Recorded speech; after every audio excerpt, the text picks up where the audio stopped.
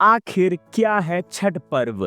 क्यों कहा जाता है इसे महापर्व? और क्या है इसके 4 पवित्र दिनों का रहस्य? आइए बात करते हैं। छठ, आस्था एवं इतिहास। छठ शब्द संस्कृत के षष्ठी से बना है, जिसका अर्थ है छठा दिन। कहा जाता है कि त्रेता युग में माता सीता ने राम राज्य के प्रारंभ के बाद इसी तिथि को सूर्य देव की पूजा की थी।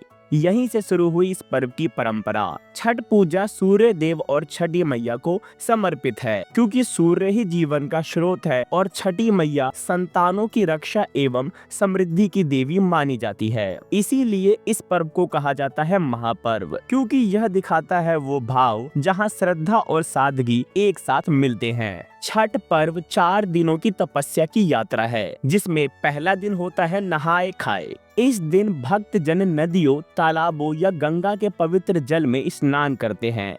घर की सफाई होती है और सात्विक भोजन बनाया जाता है, दाल, चावल और लौकी की सब्जी। यह दिन शरीर और आत्मा की शुद्धि का प्रतीक है और यहीं से शुरू होती है छठ की आध्यात्मिक यात्रा। दूसरा दिन खरना। इस दिन व्रती पूरे दिन निर्जल रहते हैं, ना कुछ खाते हैं ना पीते हैं। शाम को सूर्यास्त के बाद गुड़ की खीर, रोटी और केले का प्रसाद तैयार होता है। फिर उसी प्रसाद को ग्रहण कर अगले 36 घंटे का निराहार व्रत शुरू होता है। खरना हमें सिखाता है संयम का अर्थ, जब इंसान अपनी इच्छाओं को विराम देकर पूर्ण श्रद्धा से ईश्वर में लीन हो जाता है। तीसरा दिन संध्याकालीन अर्घ। तीसरा दिन होता है सबसे सुंदर, सबसे भावुक। जब अस्त होते सूर्य की सुनहरी किरणों में पूरा घाट जगमगाता है, व्रती जल में खड़े होकर सूर्य देव को अर्घ देते हैं। ठेकुआ, फल और दीपों में सजा घाट एक दिव्यता का रूप ले लेता है। यह पल हमें याद दिलाता है कि जीवन की हर संध्या में कृतज्ञता यानी आभार का अर्घ देना जरूरी है। चौथा और आखिरी दिन